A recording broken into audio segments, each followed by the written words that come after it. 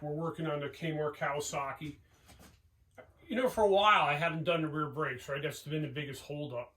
And a big part of that is because the wheel was really cattywampus. And I have a friend over here. We'll call him AZ. How you doing? He's got a wheel straightening jig that he's gonna show me how to get the wheel back in order. And he's a mountain biker from way back. We got his bike in here. It's a Klein from the late 90s, right? 92. Yeah. 92. Not even late 90s, early 90s. Yeah, early 90s. Yes. But it has an early RockShox fork and lightweight frame, lightweight components. Some specialized parts on there too. Cook Brothers, if anybody knows the name of that. Cook Brothers, Scott Brother brakes. Okay. Yeah. And later on, we're gonna weigh it. Just see what a 1990s mountain bike weighs. All right, so we're gonna move on now. We're gonna work on the wheel. We're gonna look at the wheel and we're gonna go over to the workbench. All right, so tell me about this jig. You bought this thing a long time ago, right? Right, it's a part tool that's for truing up the rims, and it basically has everything here to try to get yourself lined up. So that's what we're gonna try to do, is get this rim. If you see, the rim is off pretty good. Yeah, cattywampus. Yes, that's it.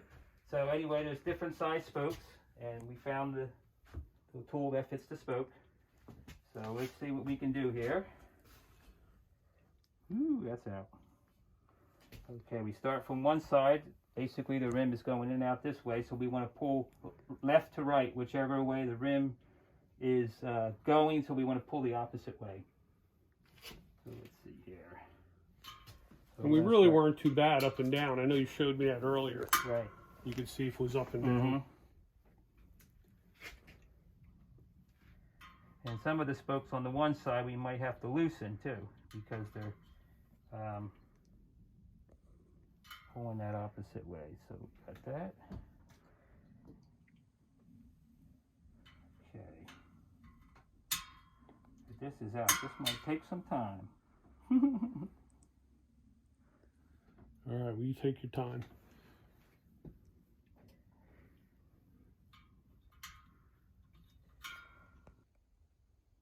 Yeah, whoops, here's a spot right here. Let's see what we can do here. Getting close.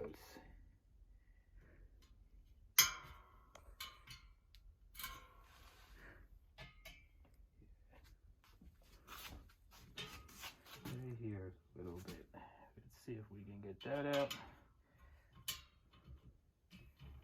You could probably get really crazy with it and chase it down a rabbit hole. Be going forever, right? You gotta Well, pick a point where it seems pretty good. Yeah, it looks like we're pretty good. It does. Well, It's dialed in pretty good, does. Looks like it's pretty good. don't look like no up and down, nothing. Yeah, if it is, it's very little. I see one little spot. You can see one little spot, but that could be even in the rim. It could be the rim itself. Yeah. But it's pretty good.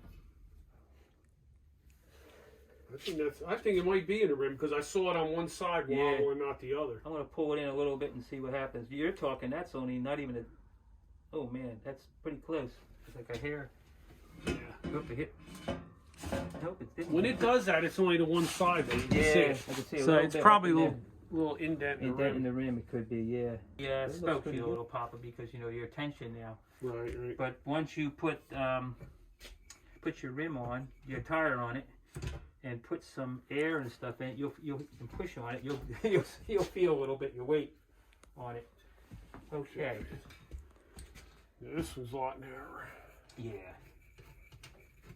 Here we go. Let's see. Ooh, it's off a little. Here and there, but not bad. Not bad. Not Nowhere bad. near like the back one, huh? Nope. Not as bad as all. It looks pretty good. So let's see if we're. So I would say it's pretty centered in the tool. I guess we are. Okay. Let's see what we can do. It looks like it's over that way too far. The whole wheel The itself? whole wheel looks like it.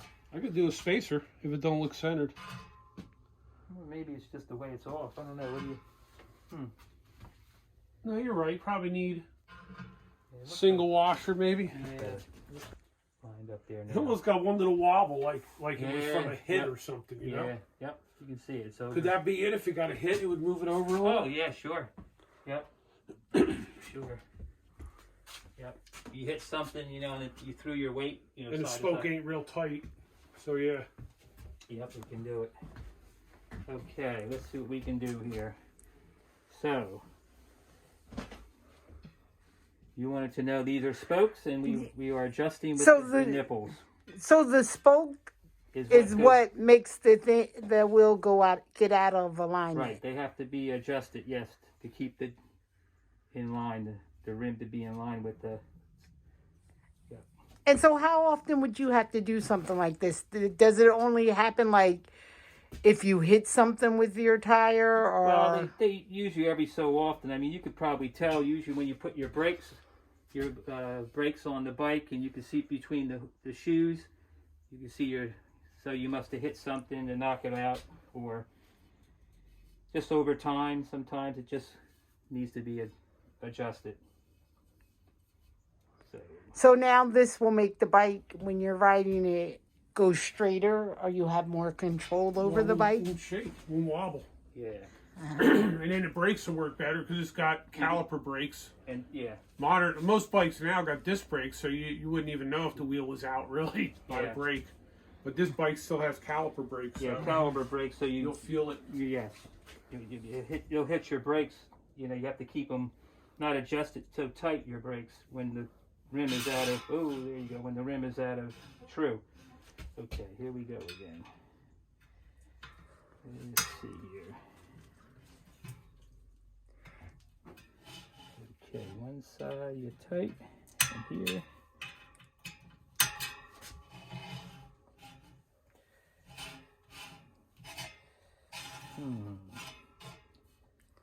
And so you can actually see which spoke needs? Yes, because when the rim goes side to side, the right side pulls it to the right and the left side pulls it to the left. So you might have to tighten one side and loosen the other side to get it, whichever adjustment. Yeah. Where was it?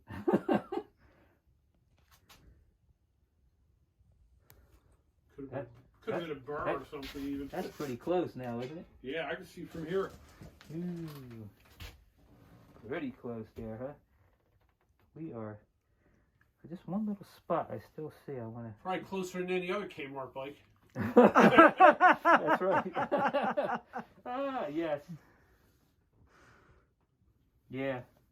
Actually, the bike we got from, I can see it in the brakes. They had the brake shoes so far away on my wife's bike that we just got. That's so far away. I can see it. The whole rim is going back and forth. Yes. Yeah, I think we got this pretty good. One little spot I think I see. But that's like a hairline in there. We are pretty close. It could even be the rim. It could be one side. We are really in there. Let's see. Nope. Right in here. This might even be in the rim. I don't know if we can even put a piece of paper between there. I'm thinking you're probably close enough. Yeah, let me just see if I can. Yep, I think we got it. I mean, that is pretty close.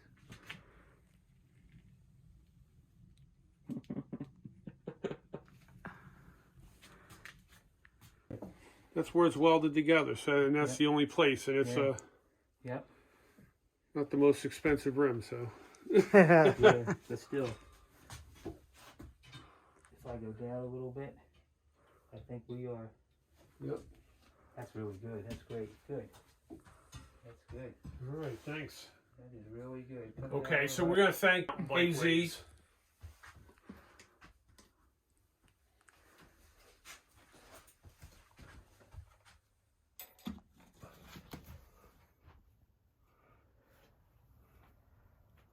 So 28, is it 28? 2801, right? 07 is 07? 28, yep. 2007. It's 0.11. So 27.96, just under 28. That's pretty light. So they knew how to do it even back then. And I actually put an inclinometer on the head tube, and it's 68 millimeters. So it's pretty close to modern cross-country specs. Things haven't really changed all that much. So I guess that's where we're going to leave this video today. And thanks for watching. And we'll be back working on the Kmart Kawasaki next time.